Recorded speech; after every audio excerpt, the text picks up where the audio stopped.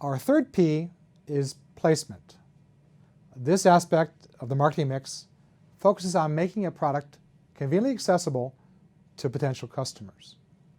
For most products, placement involves the physical movement of a product from manufacturer through a series of marketing channel intermediaries, ending with an independent retailer.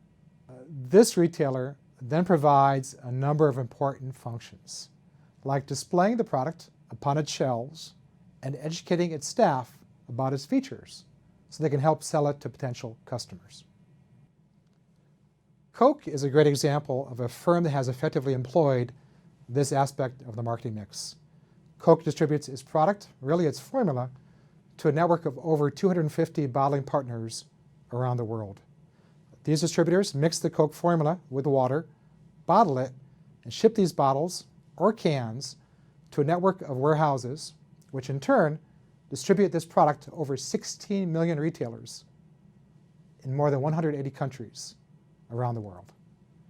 These retailers include not only grocery stores, but also convenience stores, restaurants, movie theaters, and vending machines. It is nearly impossible to walk into a store in most parts of the world and not to be able to buy a bottle or a can of Coke. That's good placement. The placement portion of the marketing mix has a number of key concepts, including inventory management, logistics, and sales force management. In this module, we'll focus on two fundamental concepts: distribution and retailing. The distribution channel used by most firms is typically outsourced to a series of independent firms, like an importer, a wholesaler, and a retailer. For example, take a look at the distribution channel for imported flowers.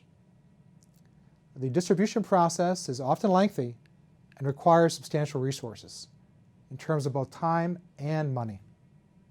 Each member of this channel is typically independent from the other members. So each participant is trying to maximize their revenues while minimizing their cost. As a result, conflicts and misunderstandings among channel members often arise. In order to properly manage this channel, a manufacturer needs to carefully select and closely monitor each of its channel partners. This is a very difficult and costly endeavor that typically drives up the price of its products. The retailer is typically the final step in the distribution chain. Selecting the type and number of retailers is an important decision because it affects the type and number of customers that can acquire a product. For example, firms that produce luxury goods, like Louis Vuitton, employ an intensive placement strategy by making their products available at only a few exclusive retailers. In contrast, lower-priced consumer goods, like toothpaste and shampoo, typically employ an extensive placement strategy by making their products available to as many different retailers as possible. Now, retailers also vary in terms of their degree of customer service.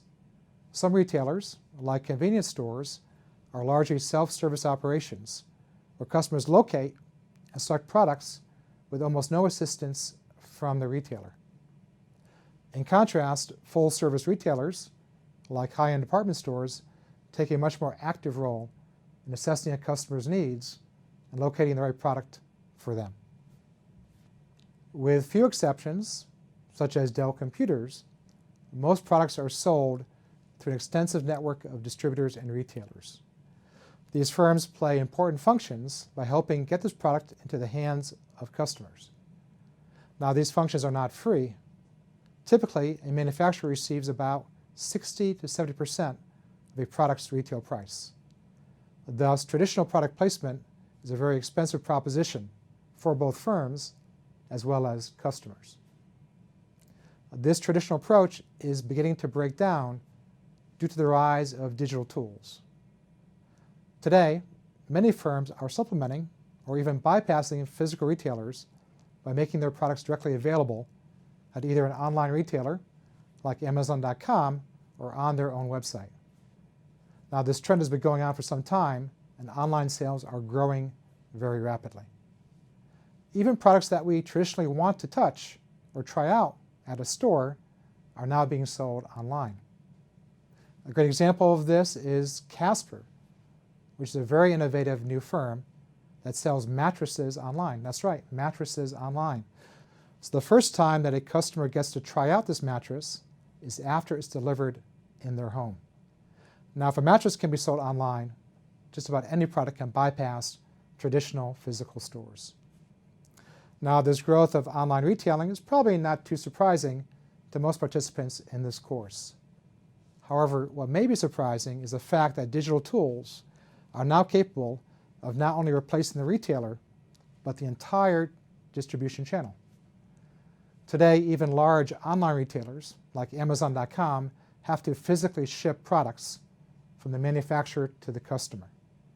However, newly emerging tools, such as 3D printers, are now making it possible to eliminate the distributor by allowing a firm to ship a digital design rather than a physical product. A nice example of this is, I have one right over here, Baker's Cube. Now, this is an all-in-one measuring tool for baking cookies and cakes.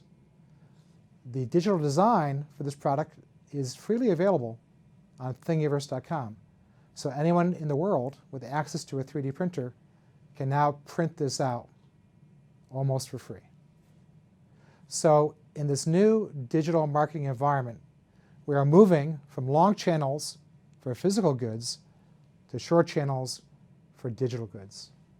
In this module, we'll discuss how new digital tools like 3D printers are starting to change how products are being distributed.